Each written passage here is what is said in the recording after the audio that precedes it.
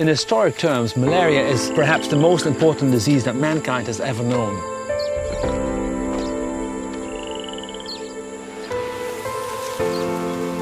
It's been estimated that every second person that ever has lived on the planet died as a result of malaria. That is 52 billion people overall. The ones that die are mostly children below the age of 5 and pregnant women. So it is still with us, and it is still a very important disease.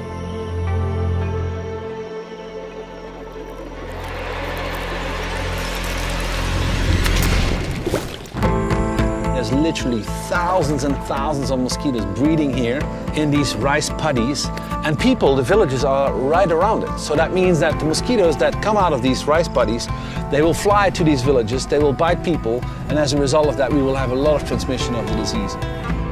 We will be working in these rice paddies, and controlling mosquitoes here over this large area is obviously very difficult, and that's why we're seeking solutions through which we can do this better and can do this faster.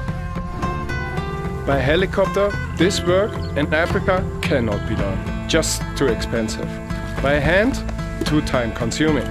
What could fill the gap between a helicopter and hand spraying? 3 years ago, a small organization called Anti-Malaria Drones came to us with a fantastic idea, fighting malaria in a more efficient way by using drones. For that purpose, we had to customize one of our off-the-shelf platforms called Agras MG-1S. We had to integrate new mechanical pumps able to spray a biodegradable agent.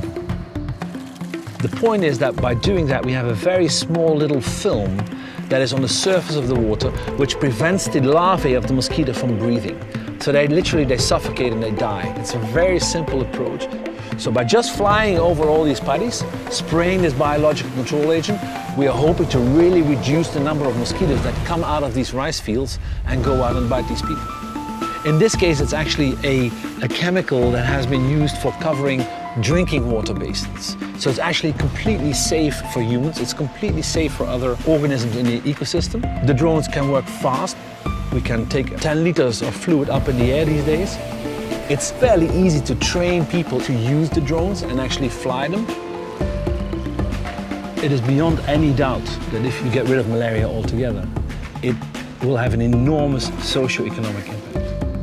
Very simple. We get a healthy farmer, that means we get a good crop yield, that means there's more income for the family, that means there's more education for the children, and everybody will benefit from it. You're going to have an impact on all other elements of society. It's costing the continent of Africa more than $12 billion per year just to have people being treated with drugs, taken care of, etc., etc. If we integrate the technologies that we have today, the nets, the spraying, the drugs, the diagnostics, everything that we have today, but we add on the new tools, for instance the drones, that we may actually achieve going down to zero and keeping it there. And that's really important.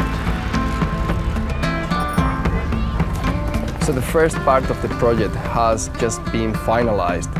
Now it's all about the local community here to continue with the data gathering processes.